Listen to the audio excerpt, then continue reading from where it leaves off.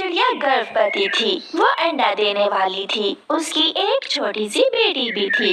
गुड़िया के पापा, मैं आज से गुड़िया को साथ बाहर लेकर जाया करूँगी, क्योंकि मैं चाहती हूँ कि हमारा नया बच्चा आने से पहले पहले गुड़िया जंगल के तौर तरीके सीख ले। कल से मैं भी जल्दी घर आने की कोशिश करूँगा और फिर हम दोनों गुड़िया को साथ लेकर नदी पर जाया करेंगे। बहुत अलग होगा, बहुत अच्छा लगेगा मुझे। मैं फूलों से दोस्ती करूँगी, मैं झरने की सैर करूँगी। मुझे ये सब करने का मौका मिलने वाला है। हाँ, आज से मेरी बेटी बाहर की जिंदगी सीखेगी। लेकर जंगल घूमने चली जाती है।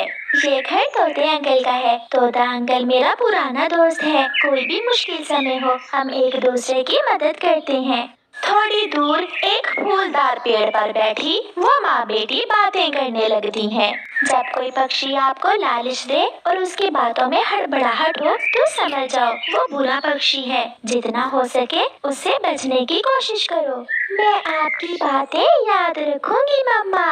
वो फिर से उठती है। गुड़िया अपनी माँ के पीछे छुप जाती है। गुड़िया, गुड़िया बेटी, ये आपकी ताई गौरी कवि है। इससे डरने की कोई जरूरत नहीं है आपको।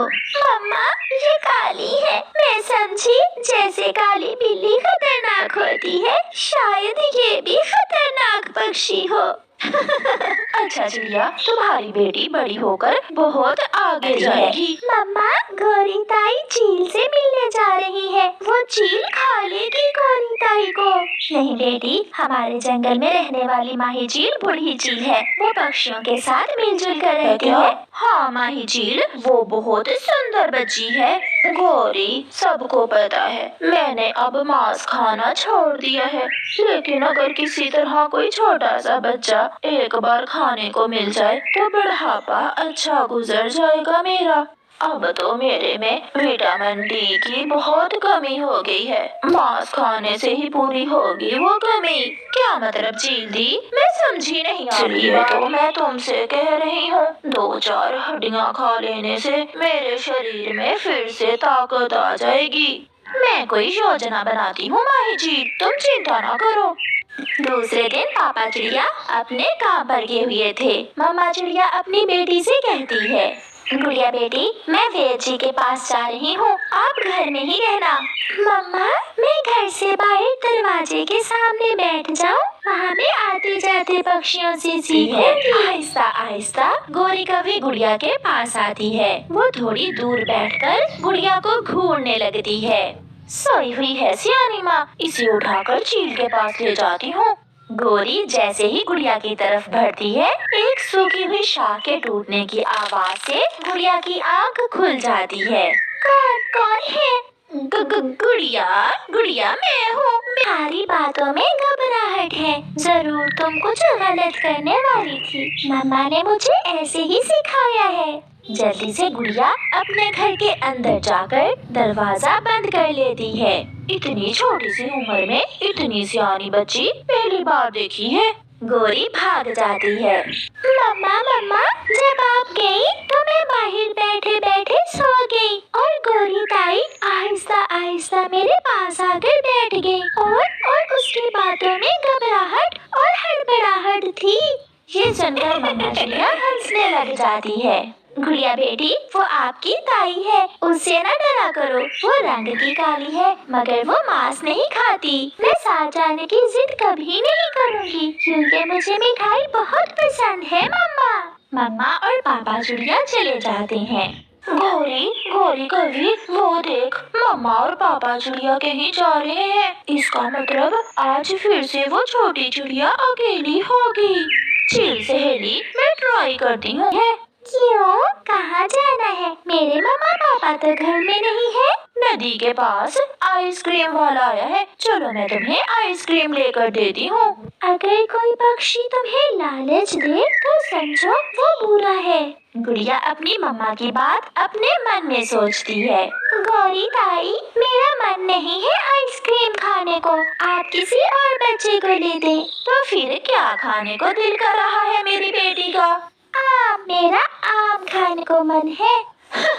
लो जी, मेरे पेड़ पर मीठे मीठे पके हुए आम लगे हुए हैं, जितने जी चाहे खा लेना। चलो मेरे साथ। ताई, अच्छा, मैं अभी पास आती है। गुड़िया घर में जाती है और अंदर से दरवाजे की कुंडी लगा लेती है।